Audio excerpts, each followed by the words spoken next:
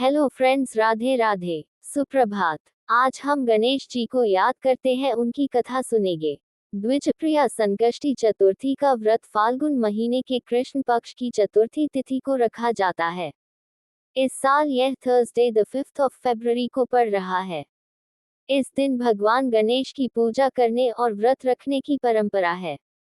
धार्मिक मान्यताओं के अनुसार द्विजप्रिया संकष्टी चतुर्थी के दिन विघ्नहर्ता भगवान गणेश की पूजा करनी चाहिए और व्रत की कथा जरूर सुननी चाहिए। इस कथा को सुने बिना व्रत अधूरा माना जाता है। आइए जानते हैं द्विजप्रिया संकष्टी चतुर्थी व्रत की पूरी कथा। द्विजप्रिया संकष्टी चतुर्थी व्रत कथा।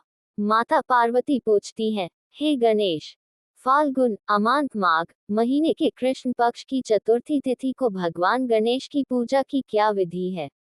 इस महीने में भगवान गणेश की किस नाम से पूजा की जाती है और भोजन में क्या खाना चाहिए? भगवान गणेश कहते हैं, हे माता, फाल्गुन महीने के कृष्ण पक्ष की चतुर्थी तिथि को भगवान गणेश की पूजा द्विजप्रिया नाम से करनी चाहिए। इस दिन कनेर के फूलों से बनी खीर से गुलाब के पेड़ की लकड़ी का उपयोग करके हवन करना चाहिए। इस दिन घी और चीनी का सेवन करना चाहिए। मैं इस चतुर्थी से संबंधित एक कथा सुनाता हूँ।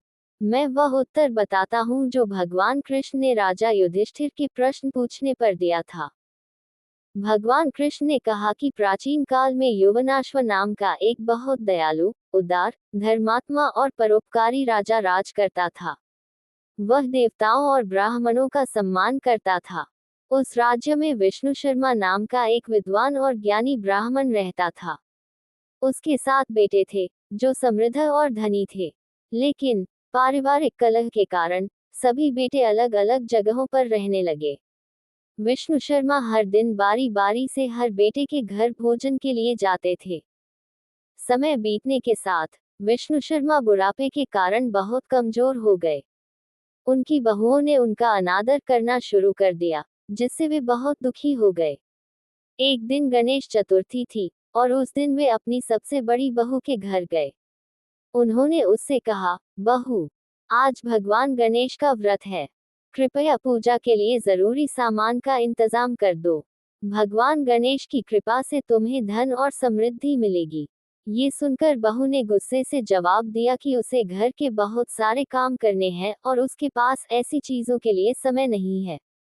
उसने ये भी कहा कि वह न तो गणेश चतुर्थी व्रत के बारे में जानती है और न ही भगवान गणेश के बारे में, और उसने विष्णु शर्मा को जाने के लिए कहा। इस तरह अपमानित होकर विष्णु शर्मा अपनी बाकी 6 बहुओं के घर गए, लेकिन उन सभी ने उनके साथ बुरा बर्ताव किया।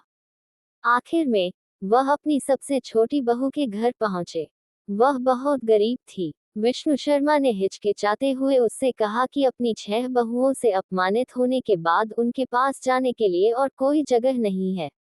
उन्होंने ये भी कहा कि उसके घर पर पूजा का जरूरी सामान जुटाना उनके लिए नामुमकिन है, और उन्हें हैरानी हो रही थी कि वह बुढ़ापे में व्रत कैसे कर पाएंगे। अपने ससुर की परेशानी सुनकर सबसे छोटी बहू ने प्यार से कहा कि उन्हें चिंता करने की जरूरत नहीं है। वह उनके साथ संकटनाशन गणेश व्रत रखेगी और भगवान गणेश जरूर उनकी परेशानियां दूर करेंगे।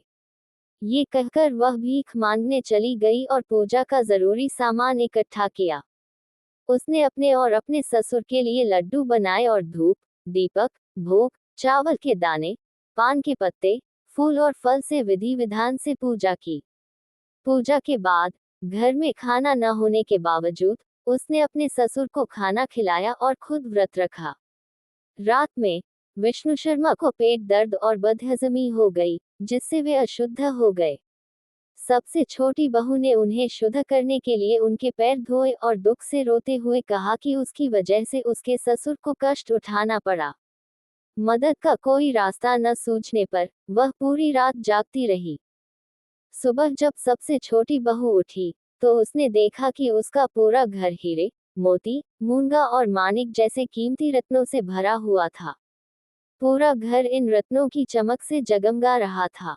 विष्णु शर्मा का पेट दर्द भी पूरी तरह ठीक हो गया था। हैरान होकर सबसे छोटी बहू ने पूछा कि ये सारी अपार दौलत कहाँ से आई और क्या ये कोई चाल थी या सपना। तब विष्णु शर्मा ने कहा कि ये सब उसके गणेश व्रत को श्रद्धा से करने का नतीजा है। भगवान गणेश उसकी भक्ति से प्रसन्न हुए थे। उन्होंने उस पर अपनी कृपा बरसाई थी। सबसे छोटी बहू ने विनम्रता से कहा कि ये सब उसके ससुर की भक्ति और मार्गदर्शन का नतीजा है, जिससे उसकी गरीबी खत्म हो गई। जब दूसरी बहुओं को इस दौलत के बारे में पता चला, तो वे ईर्ष्या और गुस्से से भर गई, ये सोचकर कि बूढ़े ससुर ने अपनी जमा की हुई दौलत सबसे छोटी बहू को दे दी है। उनकी ईर्ष्या देखकर विष्णु शर्मा ने समझाया कि ये सब गणेश व्रत रखने के पुण्य का नतीजा है। उन्होंने उन्हें बताया कि वह ये व्रत करने के लिए सभी बहुओं के घर गए थे, लेकिन उन सब ने उनका अपमान किया, जबकि सबसे छोटी बहू ने पूजा के लिए जरूरी सामान इकट्ठा करने के लिए भीख मांगी और भक्ति से व्रत किया। इससे खुश होकर भगवान गणेश ने उसे कुबेर, धन के देवता, के बराबर धन दिया। फिर भगवान गणेश देवी पार्वती को बताते हैं कि ब्राह्मण के 6 बेटे बीमार, गरीब और दुखी हो गए थे, जबकि सबसे छोटा बेटा इंद्र, देवताओं के राजा, जितना अमीर हो गया था। बाद में जब सभी भाइयों ने फाल्गुन, फरवरी, मार्च महीने में गणेश चतुर्थी का व्रत किया, तो व्रत के प्रभाव से वे सभी अमीर हो गए।